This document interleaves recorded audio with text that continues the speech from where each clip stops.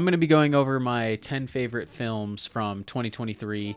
I know it's a little late. We're March now in 2024, but I needed a little extra time to catch up on a lot of the movies I missed from last year, including a lot of the Best Picture nominees at the Oscars and several others.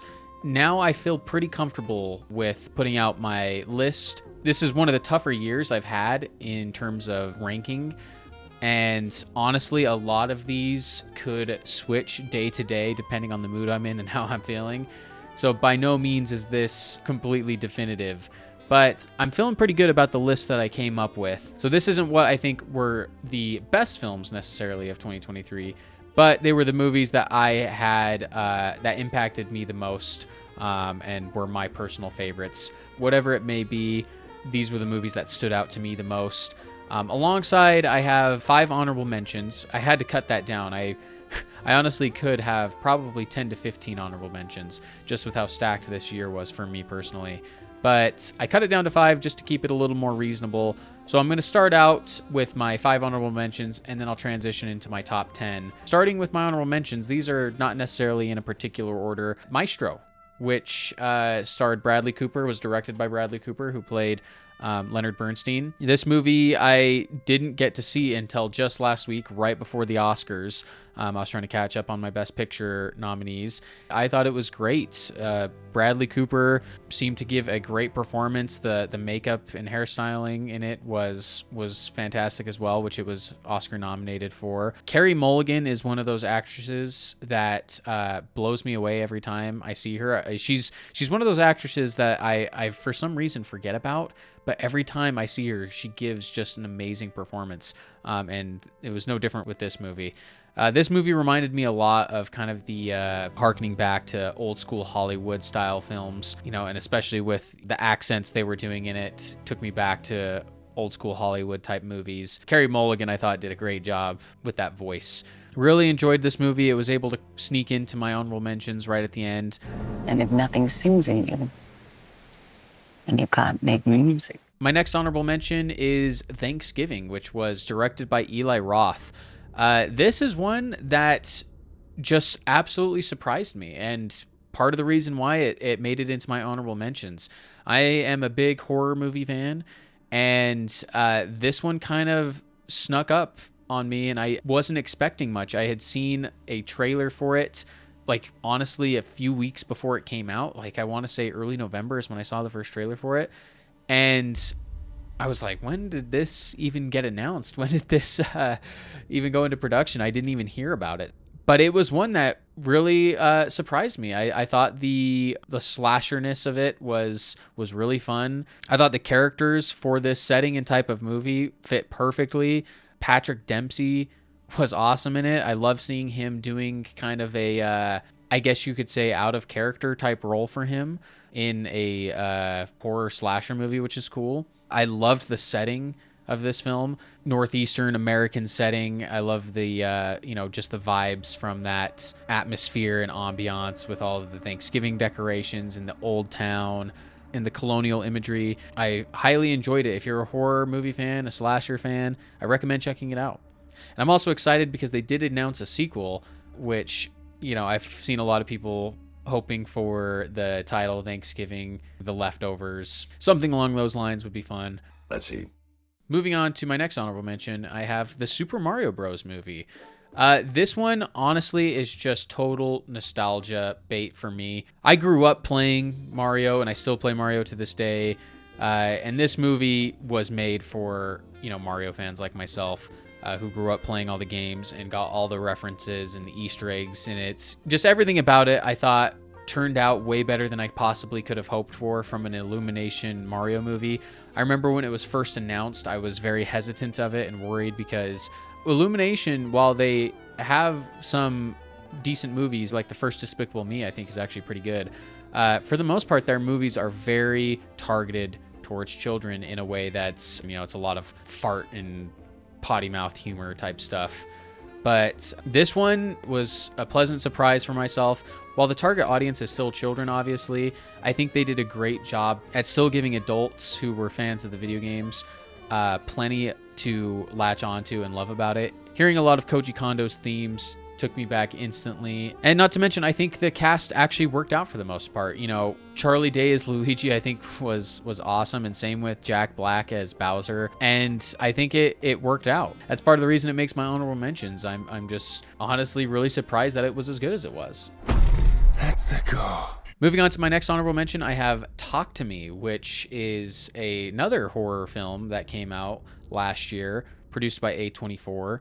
This was directed by the Filippo brothers, who I didn't know were getting into filmmaking in this way, which is cool. I actually remember seeing some of their absurd YouTube videos with like Ronald McDonald back in the day, where he is an absolute psychopath and just beats people up and is really scary. And so it's crazy to see them making a feature-length film, and with A24 no less.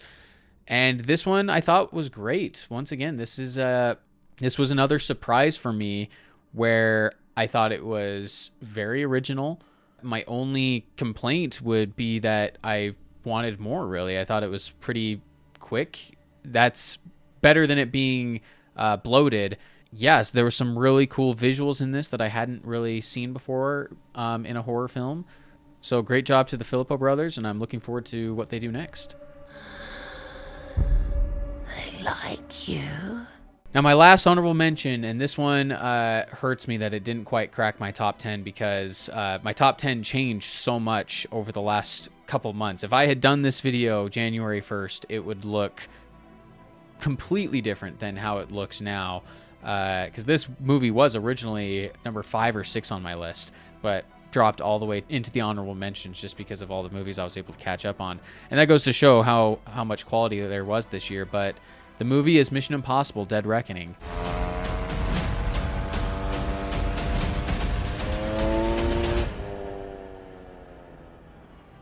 A great action film, and I loved having this crew back. You know, it's been a while since Fallout now, and this movie just was delayed so much. And so for it to finally come out was nice.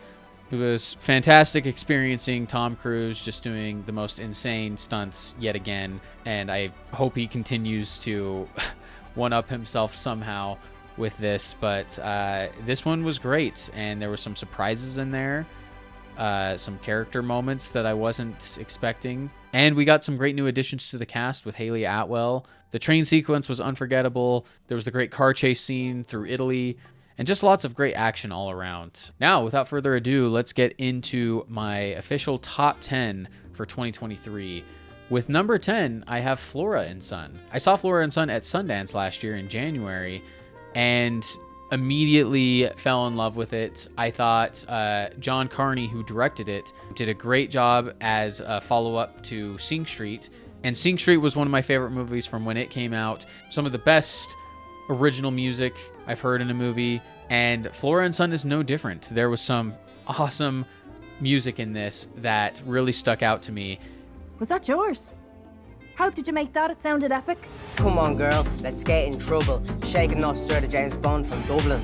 And I thought the son in it did awesome with his performance. Some of the music that he has in it with his rapping, I love his style.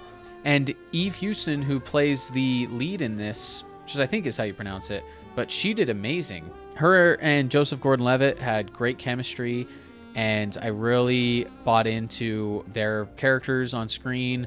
This is one of those ones that I think deserved more attention, and so I highly recommend checking it out. I think Apple bought it, and so it's on Apple TV+, but shout out to Flora and Son. At number 9, I have The Iron Claw. This was another A24 film that I didn't get to see until just a few weeks ago, and by no surprise, with it being on my list, I loved it. I thought Zac Efron gave a career best performance in this.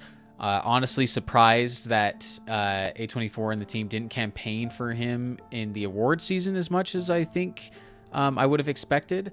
I thought he had a performance that very well could have been deserving of an Oscar nomination, but nonetheless, his performance, amazing alongside his co-stars. Jeremy Allen White did great as well. This is one of the ultimate brother movies out there. If you have brothers, this is going to be a really, really tough watch. If you don't know the story behind this wrestling family, I won't give it away here. But needless to say, there's a lot of tragedy involved. And this movie was rough to watch, but also incredibly powerful. I hope this movie finds more success going forward because it deserves it. I believed him. We all did. At number 8, I have The Anatomy of a Fall. This was a Best Picture nominee, obviously, and I'm glad I finally got around to seeing it.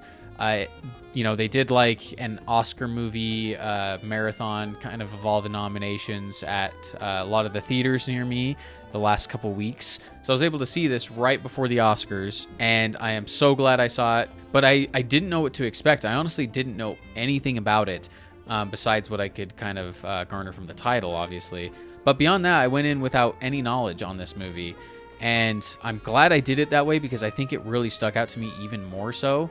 Sandra Hüller does an amazing job in this, giving a great performance. I mean, she gave multiple great performances this last year in movies, but this one was my personal favorite of hers. And the lawyer in this film gave a memorable performance as well. Not to mention, I think the son gave an exceptionally great performance, which also I could have seen be nominated for many awards and wouldn't have been surprised. This movie had me very engaged, especially in some of the later parts of the movie that are set in a courtroom. And I couldn't help but find myself feeling as if I was actively a part of the trial as a jury member, which I think was something that they wanted with this movie, and I think they succeeded at it very well. I did not kill him. That's not the point. Next up, at number 7, I have Past Lives. This movie I thought was beautiful in the way it was constructed and had this very melancholic feel to it. It left me feeling a great connection to the characters in this film. I loved the music, but I thought it was very impactful in its message. And I liked the way it ended. I felt like, I won't give it away here, but I felt like it ended in a very grounded way, which I appreciated. 혜성! 와, 너다. Going to my number 6, I have Spider-Man Across the Spider-Verse. This was by far my favorite animated film of the year. The animation in these movies is just unreal, and I think they've set a precedent going forward of what animation truly can be and what animators can do in these films. As we saw last year with Puss in Boots, The Last Wish, I think this style is going to become more prevalent. Deservedly so, honestly. I think Spider-Man Into the Spider-Verse is going to be remembered as a turning point for animation in a lot of ways in pushing the medium forward. And Across the Spider-Verse is no different. What they did in this movie was incredible with the visuals. And not only are the visuals amazing in this, but the story and the performances are great all around. And some of the cinematography within this animation is so cool. It really is special, and I think these movies will be remembered for a long time for what they've done for animation. So are you like a cow or a Dalmatian? I am the Spot. It's not funny. Next up, going into my top 5, I have All of Us Strangers, starring Andrew Scott, or as I first knew him, and many others probably know him as Moriarty from Sherlock, the BBC show with Benedict Cumberbatch and Martin Freeman. Well, so nice to have had a proper chat. What if I was to shoot you now, right now? Then you could cherish the look of surprise on my face.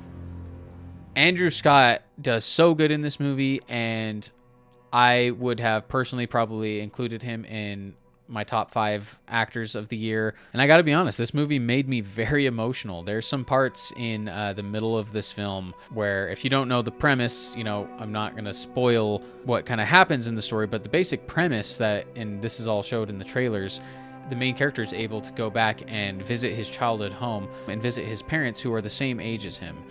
Really beautifully done. I loved the way this movie was filmed. I thought the cinematography was incredible. The lighting looked so good. I wish this movie had a little more recognition in awards season, but even without it, I highly recommend checking this one out. Paul Mescal did a great job as well as a supporting character in this. The visual language of this, the ambient lighting, just brought together what I thought was a very memorable movie and one that really tugged at the heartstrings. Not to mention, I loved the soundtrack in this movie. It was a long time ago. Yeah, I don't think that matters.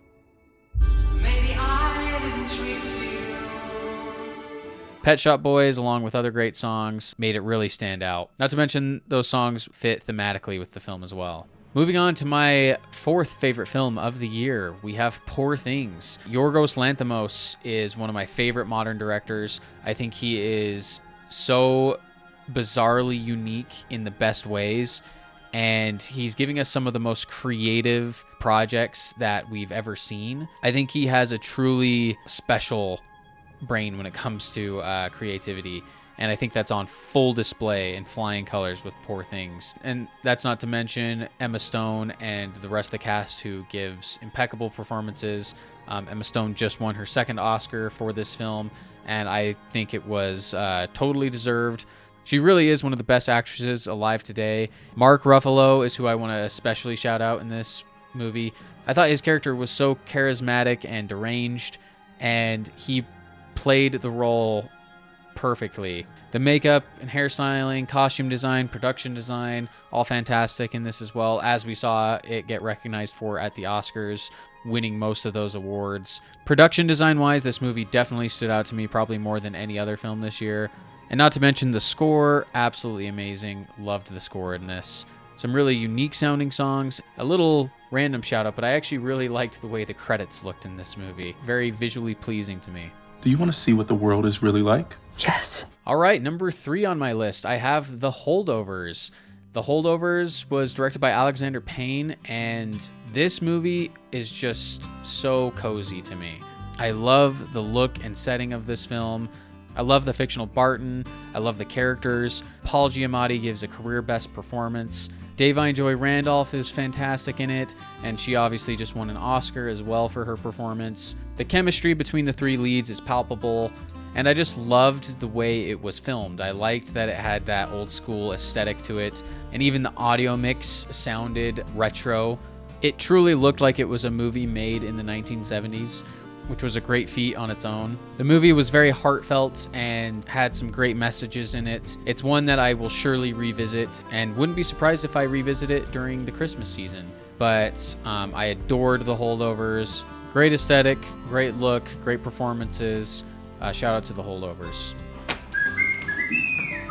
Sir, I don't understand. That's glaringly apparent. I can't fail this class. Oh, don't sell yourself short, Mr. Coates. I truly believe that you can. Going to my number 2, this might be one that is kind of surprising for some people, but my number 2 is John Wick Chapter 4. Or buried. I'm going to need a gun. I think John Wick Chapter 4 is one of the best action films ever made, if not my favorite personal action film ever made. The stunt coordination, the fight choreography, the cinematography involved in this movie is absolutely bonkers. I don't know how they did it. It looks so good. It feels so authentic and real. The dragon breath scene is one that really sticks out to me and to many others. You know, that's the top-down shot when he's in the building and it's going through from room to room. It's very Hotline Miami looking, if anyone's familiar with that video game. It was so sick. Keanu Reeves is still killing it. Just incredibly memorable sequences all around, including the stair fight. And when I was watching that in the theater, it was one of those scenes that the audience was so engaged in it and couldn't help but to just feel every step that he fell down. You know, you could feel the pain and just the anguish every time he had to keep going back up. And not to mention, along with my number 1 choice here in a sec, this was one of the best theater experiences I've ever had. Was fantastic seeing this on the biggest screen possible. The car sequence in Paris, which was a standout as well. Him getting out of the car, throwing people into other cars, dodging cars. It's just, I don't know how they can possibly continue going up from here. I think Chapter 4 is the best entry in the series. They've all been great, but I think 4 is the strongest. And it's one of those movies that I do wish got more recognition for what it does. I know it is a goofy action movie in a lot of ways, but there's a lot more to it than that. And this is why I'm a big proponent for a stunt category at the Oscars, because movies like this deserve it and deserve recognition in some way for that, because what these stunt performers are doing is unbelievable. They are putting their lives on the line, their bodies on the line, and the result of what we get to view as entertainment is so cool. I also want to shout out Donnie Yen in this, who is a great addition to the cast. Probably my favorite supporting character in the John Wick franchise so far. They also got Hiroyuki Sanada in this, who is just another one of my favorites. This movie is nearly 3 hours long, and it doesn't feel that way to me at all. It flew by and just continues to one-up itself throughout the movie. And you would think that with 3 hours of action, you'd eventually get kind of bored, but all the action sequences are so unique that they all stand out and serve the 3 hour runtime. Shout out to the John Wick movies and Keanu Reeves. Chad Stahelski, brilliant director. Love what he's doing with this franchise. And that takes us to my number one film of the year, my favorite movie. It may come as no surprise, but it is Oppenheimer. 8, 7, 6, 5. Christopher Nolan is probably my favorite modern director. I think this film very well could be his magnum opus, at least up until this point in his career. He clearly has many more films to give us, but I think that this is his best movie he's made. And that's saying something, because his filmography is full of some of my favorite films of all time. And Oppenheimer may not be my favorite in his filmography, but I think it is definitely his best. It is so strong in every way. The editing, the cinematography, the performances, the story structure, everything about it, I think, is near perfection. And it being a box office juggernaut on top of that is just icing on the cake. The fact that that happened goes to show people will show up to anything that is great. I mean, we're talking about a 3 hour biographical film about the man who created the atomic bomb being a nearly $1 billion movie, which is incredible. It also just picked up the Best Picture award at the Oscars, which I think is 100% deserved. That was something that I was hoping for since it came out, since I saw it, and I'm so happy that Christopher Nolan has gotten his dues after a decade plus of not winning any Oscars. I'm so glad it finally happened for him. I think him and his team I think they absolutely nailed it. I think it's a masterpiece in a lot of ways. It's such a great story too of Cillian Murphy and Christopher Nolan having this long storied history together through film, and Cillian finally getting the lead actor role, and them now both winning Oscars for it. That's cinema right there, you know? As Martin Scorsese would say. You got Robert Downey Jr. also picking up Best Supporting Actor, who he did fantastic in this. Emily Blunt, Matt Damon, Josh Hartnett, David Krumholtz, Benny Safdie, Jack Quaid, Jason Clarke, Florence Pugh. I mean, the list goes on and on and on. And that doesn't even include some random awesome additions like Josh Peck, who I grew up watching in Drake and Josh, being the one who gets to press the button, which is so random and cool. And there's also even Roderick from Diary of a Wimpy Kid is in it. But just such a good movie. And Ludwig Göransson does such a great job with the score. This music, it's the type of music I'll sometimes put it on when I go for a run or something like that. And it's just so empowering and so epic. And you can picture those shots during Can You Hear the Music and stuff. All those effect shots of the fire or the space looking effects. Such cool visuals and stuff that I haven't seen really shown before in a movie. And it really stood out to me. And I think this score, especially Can You Hear the Music, is going to be remembered for a long, long time. He definitely deserved that Oscar. The movie's message is obviously extremely important, extremely timely. I like what Cillian Murphy said in his Oscar speech. You know, for better or for worse, we are living in Oppenheimer's world. I think this movie's message and timeliness is extremely relevant, especially with the way he ended the movie, with what Oppenheimer says to Einstein. Just an extremely relevant and powerful film all around. This movie in IMAX is one of the best theater experiences I've ever had. The audio was so strong. And I said this when I left the theater when I saw it for the first time. Christopher Nolan is one of the few directors that I truly think could make a movie about cement drying, and I would find it entertaining. He would make a way to make it entertaining. You know, some of my favorite moments in Christopher Nolan movies are like when someone's speaking and the music's kind of playing in the background, and it's like the camera's almost a little shaky and everyone's just kind of listening to this person talk, but it's so enthralling. And I think Christopher Nolan does that better than most, where his dialogue is action in a lot of ways, and you can feel it and you're hooked on every word and every look on screen. Like when Kenneth Branagh is giving his lecture and Oppenheimer comes in and is listening to it. For whatever reason, that scene really stood out to me. That's what I'm talking about when I say Kenneth Branagh could have been talking about how cement works and how its drying process, and I would have been hooked. For whatever reason, Christopher Nolan is able to, through the combination of the visuals, the acting, the music, he's able to make anything interesting. And I think that's why he's such a powerhouse of a director and auteur. Oppenheimer, one of my favorite movies I've ever seen, frankly. My favorite movie of the year, and couldn't be more pleased that Christopher Nolan got his flowers at the Oscars. But that wraps up my top 10 of 2023. I had a blast assembling this list. It was tough to rank things exactly, and so many of these movies are interchangeable with their exact placement just because there were so many good movies out there. Like I said at the beginning, there was probably 10 more movies I could have put as honorable mentions, and would love to hear what your favorite movies of the year were. Please leave them down in the comments and let me know. Thank you guys so much for watching, and I'll see you guys next time. Hey everyone, hope you enjoyed this episode of Tales from the Cinema. I plan to do more content like this, so please consider subscribing, liking, and sharing. And feel free to leave a comment below and following me on social media at Tales from Cinema on Twitter and Tales from the Cinema on Instagram. It would be much appreciated. Thanks for watching everyone, and I'll see you next time.